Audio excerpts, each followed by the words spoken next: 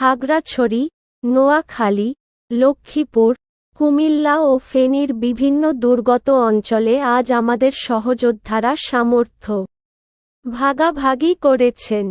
বাংলাদেশ ছাত্র ফেডারেশন র কেন্দ্রীয় সদস্য ও ঢাকা বিশ্ববিদ্যালয়ের আহ্বায়ক আরমানুল হকিউ, ঢাকা নগরের সভাপতি আল আমিন রহমান, ঢাকা নগরের সহ সভাপতি এমডি তুহিন ফারাজি, চট্টগ্রাম নগরের সদস্য সচিব শ্রীধুম কুমার শেল, নারায়ণগঞ্জ জেলার সহ সভাপতি সৌরভ সেন, নারায়ণগঞ্জ জেলার সাংগঠনিক সম্পাদক সাকিব হাসান সানি প্রমুখ নেতৃবৃন্দ গণসংহতি আন্দোলন Bangladesh garment workers solidarity Bangladesh garment শ্রমিক সংহতি এবং স্থানীয় বিভিন্ন সামাজিক ও স্বেচ্ছাসেবী সংগঠনের সাথে সমন্বয় করে ত্রাণ বিতরণের কাজ পরিচালনা করেছেন।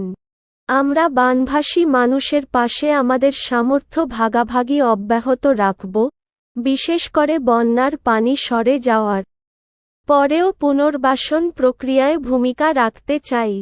সবাইকে সহযোগিতা অব্যাহত রাখবার আহ্বান জানাই।